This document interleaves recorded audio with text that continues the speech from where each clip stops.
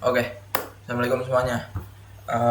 Kembali lagi bersama saya Muhammad Nifari dari program studi teknologi rekayasa otomasi angkatan 2024 dengan 3 digit NIM terakhir 102. Di sini saya akan menjelaskan untuk praktikum MML yang keempat, yaitu perhitungan IFL dan sizing komponen. Jadi oke, langsung saja ke materi. Oke, untuk pendahuluan. Pendahuluan kita akan bahas dalam sistem kontrol motor listrik ini, perhitungan arus nominal atau full load current atau disingkat IFL merupakan dasar utama dalam menentukan ukuran dan juga spesifikasi komponen listrik. Kesalahan dalam perhitungan arus juga itu biasanya sering menyebabkan eh, pemilihan MCB, kabel dan kontaktor, juga overload relay yang tidak sesuai. Nah, hal ini berpotensi untuk menimbulkan gangguan operasi panas berlebih, eh, bahkan kerusakan peralatan. Oleh karena itu, pemahaman tentang AFL ini dan sizing komponen juga sangat penting dalam kontrol motor listrik ya. Oke, full load current pengertiannya itu sebenarnya full load current itu arus yang mengalir pada motor ketika motor bekerja pada daya nominalnya.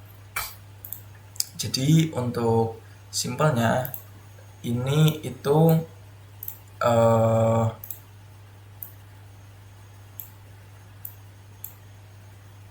nilai IFL itu biasanya dipengaruhi ya oleh beberapa faktor, yaitu contohnya daya motor, tegangan kerja, efisiensi dan juga faktor daya. Nilai ini biasanya tercantum pada nameplate motor yang digunakan dan sebagai acuan utama untuk perhitungan proteksi serta pemilihan penghantar dan juga komponen pengendali.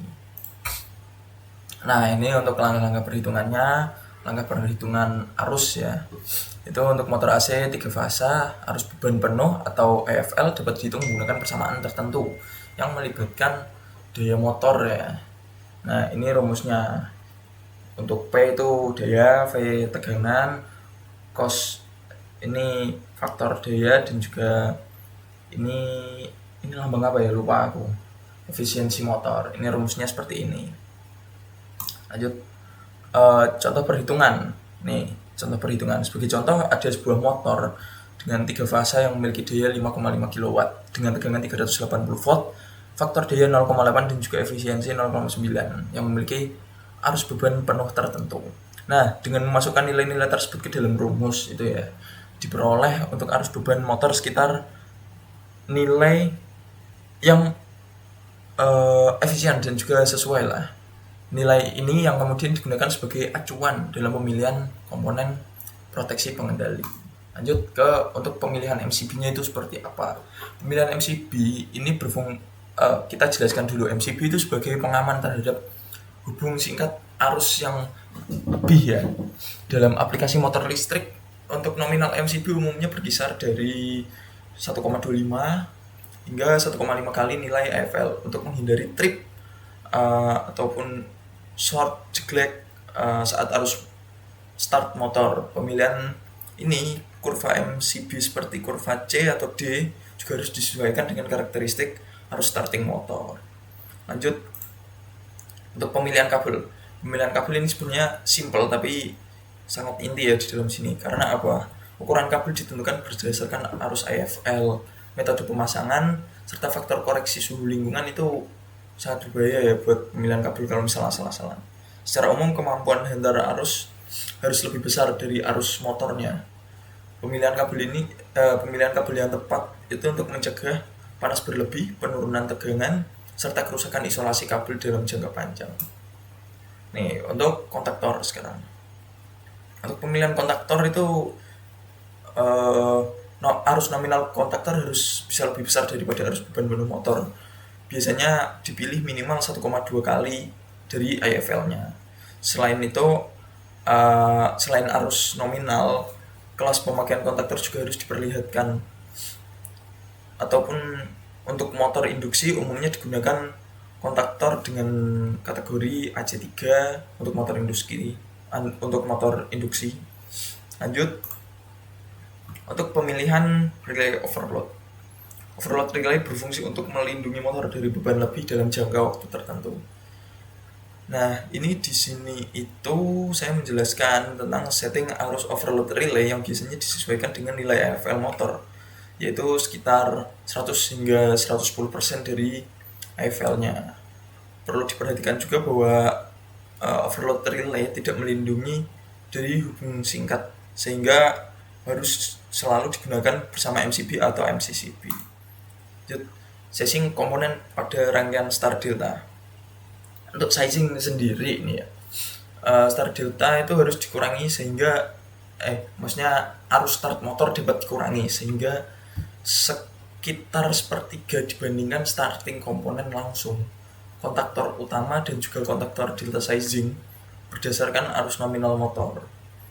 Sedangkan kontaktor star hanya perlu menahan arus sekitar 1/3 dari ini AFL ini. Kabel dan overload relay tetap disesuaikan dengan arus nominal motor. Lanjut ke penggunaan cheat sheet sizing. Nih, untuk penggunaan cheat sheet sizing itu cheat sheet sizing itu tabel praktis yang digunakan yang berisi hubungan antar daya motor, arus nominal, ukuran kabel, MCB dan juga kontaktor. Cheat sheet ini digunakan sebagai panduan cepat di lapangan sehingga harus melakukan perhitungan manual, namun tetap harus disesuaikan dengan standar dan juga kondisi instalasi yang ingin dibuat ya. Jadi ini perlu juga tapi dengan pengukuran manual. Kesimpulannya dari AFL ini langkah awal yang sangat penting ya dalam perancangan sistem kontrol motor listrik. Dengan menentukan nilai arus secara tepat, pemilihan MCB, kabel, kontaktor, dan overload relay dapat dilakukan secara aman dan juga efisien. Sizing komponen yang tepat tidak cuma meningkatkan keandalan sistem, tapi di sini itu juga memperpanjang umur peralatan ya. Lanjut ke tips mendesain kontrol motor. Nah, ini dalam mendesain kontrol motor listrik selalu digunakan data template sebagai acuan utama karena ya komponennya itu gitu. Untuk yang harus diperhatikan itu ini arus starting motor yang biasanya menggunakan standar proteksi yang sesuai aja, serta pastikan setiap komponen memiliki rating di atas arus kerja motor. Selanjutnya itu ada penggunaan cheat sheet dapat mempercepat proses desain, namun tetap perlu pemahaman dasar perhitungan. Jadi setelah dapat cheat sheet, kita harus tetap menghitung. Oke, sekian presentasi mata kuliah praktikum mesin-mesin listrik video keempat ya. Kurang lebihnya mohon maaf. Assalamualaikum warahmatullahi wabarakatuh.